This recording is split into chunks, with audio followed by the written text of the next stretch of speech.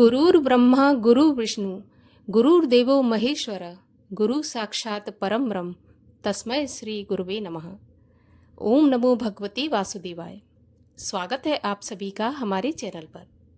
आज के इस वीडियो में हम आपको सुनाएंगे गुरु पूर्णिमा के अवसर पर सुनी जाने वाली गुरु पूर्णिमा की कथा। इसके अलावा हमारे चैनल पर आप सत्यनारायण की कथा भी सुन सकते हैं। आज बृहस्पतिवार की कथा भी सुन सकते हैं। सभी प्रकार की व्रत कथाएं हमारे इस चैनल पर आप सुन सकते हैं। तो अगर अभी तक आपने चैनल को सब्सक्राइब नहीं किया है तो चैनल को सब्सक्राइब करके बेल आइकन पर क्लिक अवश्य करें। साथ ही अगर आज की कथा अच्छी लगे तो लाइक ज़रूर कर दें, क्योंकि आपके लाइक से ही हमें पता चलता है कि आपको हमारा ये वीडियो पसंद आया। तो चलिए अब शुरू करते हैं गुरु पूर्णिमा पर सुनी जाने वाली गुरु पूर्णिमा व्रत की कथा।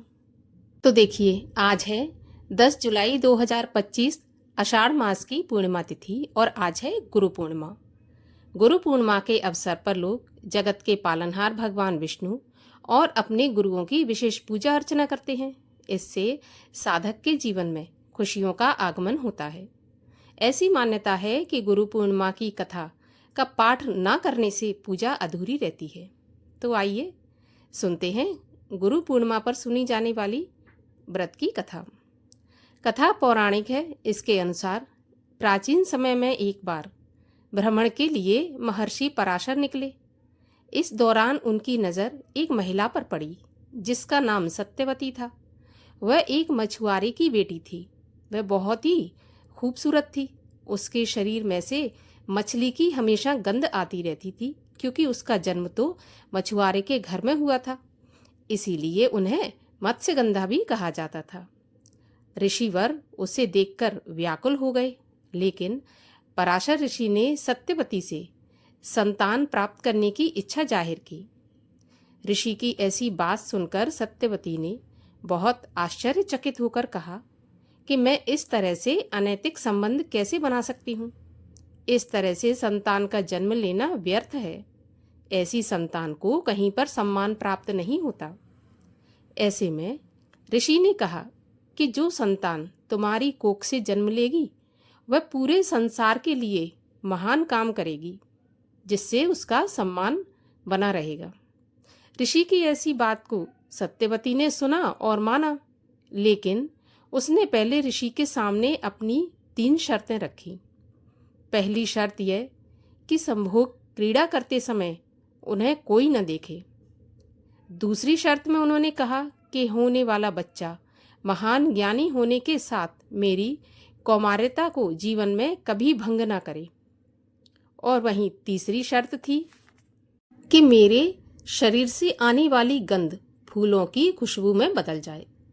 इसके बाद सत्यवती की कोख से एक बेटे का जन्म हुआ, जिसका नाम द्वैपायन रखा गया, जो आगे चलकर वेद व्यास जी कहलाए।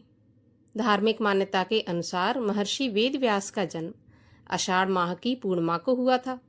उन्होंने महाभारत, 18 पुराण, ब्रह्मसूत्र, मीमांसा जैसे अद्वितीय वैदिक साहित्य दर्शन की रचना की और इसके रचयिता माने जाते हैं।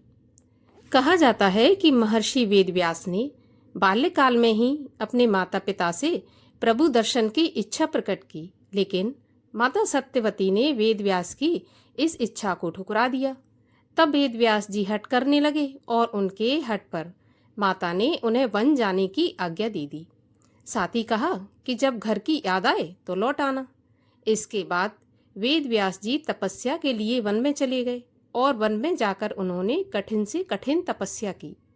इस तपस्या के पुण्य प्रताप से वेद व्यास जी को संस्कृत भाषा में प्रवीणता हासिल हुई और इसके बाद ही उन्होंने सभी वेदों और पुराणों की रचना की।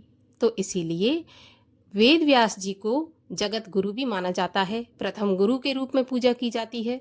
आज के दिन अगर आपके अपने गुरु हों तो अवश्य ही उनका सत्कार करें। अगर नहीं है तो भगवान विष्णु, भगवान शिव, वेद व्यास जी का ध्यान लगाकर, मन लगाकर पूजन करें। इससे जीवन में सात्विकता, सार्थकता आती है और हमें सही राह मिलती है। तो ये थी वेद व्यास जी की जयंती पर सुनी जाने वाली गुरु पूर्णिमा की कथा। अगर पसंद आई हो तो लाइक अवश्य कर दीजिए। साथ ही साथ चैनल को सब्सक्राइब कर लीजिए।